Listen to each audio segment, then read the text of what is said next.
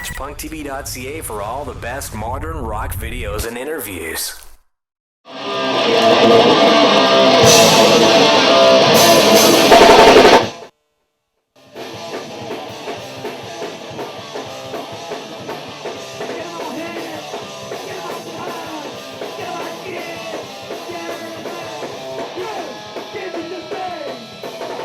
All right, I'm Dixon Christie here from PunkTV.ca. We have the great honor of interviewing Charlie Harper here from the UK Subs. How are you doing today?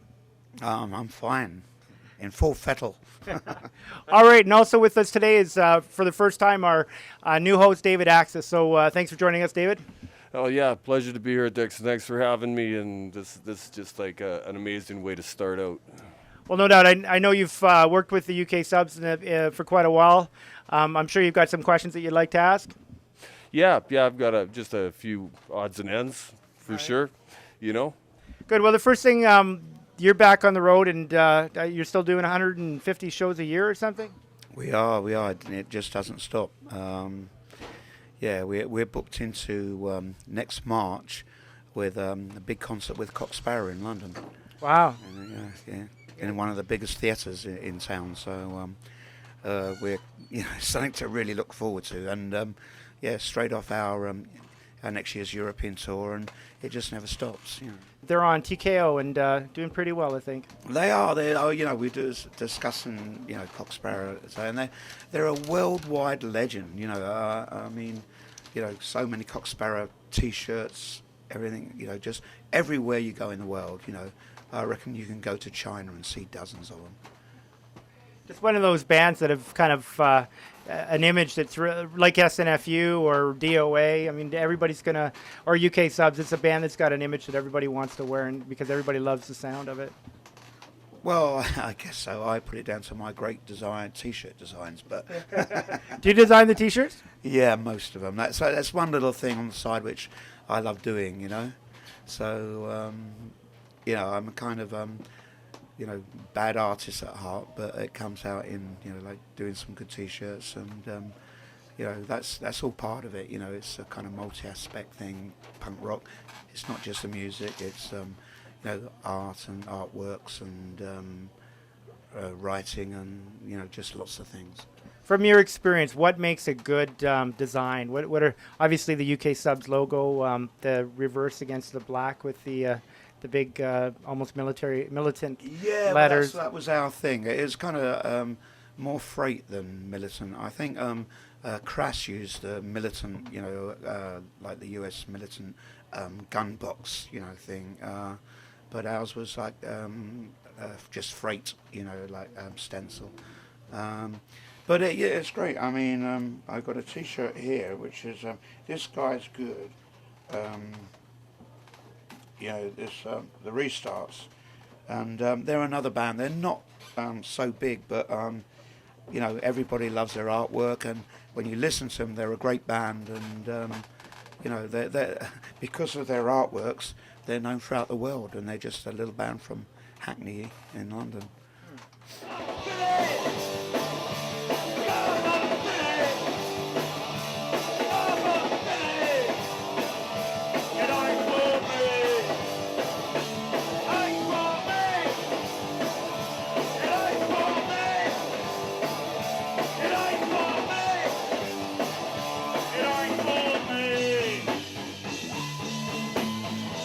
So you've watched punk rock evolve over, what is it, 35 years?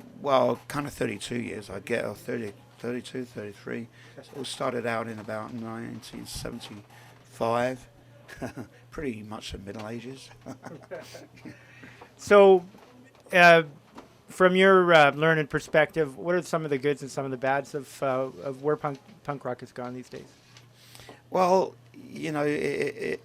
it's hard to look at it like that because it's always the kind of yin-yang thing, because in the beginning there were like the big stars like the Sex Pistols and Clash, and they were doing it very professionally, big record companies, and the DIY thing ethic didn't come to about a few years later with bands like us and Exploited and Even we went into kind of management and record companies, but we've come out the other side doing it ourselves, and I think it's a healthy thing that bands don't rely on record companies and management, and you can do it yourself.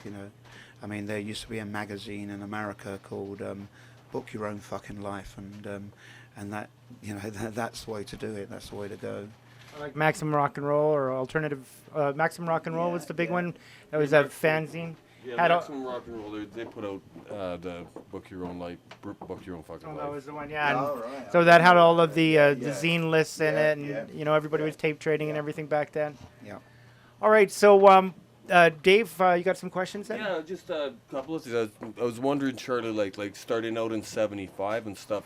There's a big New York scene, Richard Hell.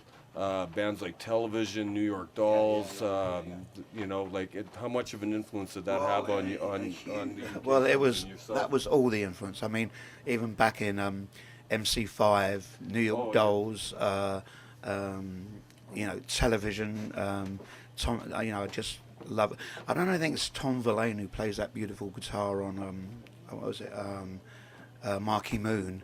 I think it's their guitarist. It's got this amazing Fender Jasmine, and but all those bands, Blondie, they're so important, and I did love the American scene, but then the Damned came along, Clash, all those old bands, they're all great, and they all sounded completely different. Every one of those bands, X-Ray Specs came along, Gen X, Susie, every band sounded so different. There wasn't no follow the leader kind of thing. Every band had its own thing. We had the R&B thing going for, and we kind of, no, I don't think we have really left it behind, but as much as we tried. But what I'm saying is, every band had their own thing. Stranglers, completely different from the Jam.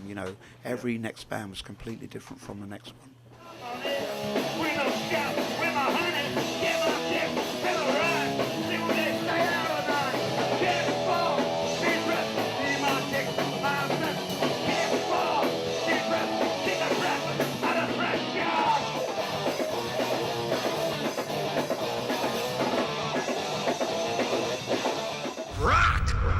Watch PunkTV.ca for all the best modern rock videos and interviews.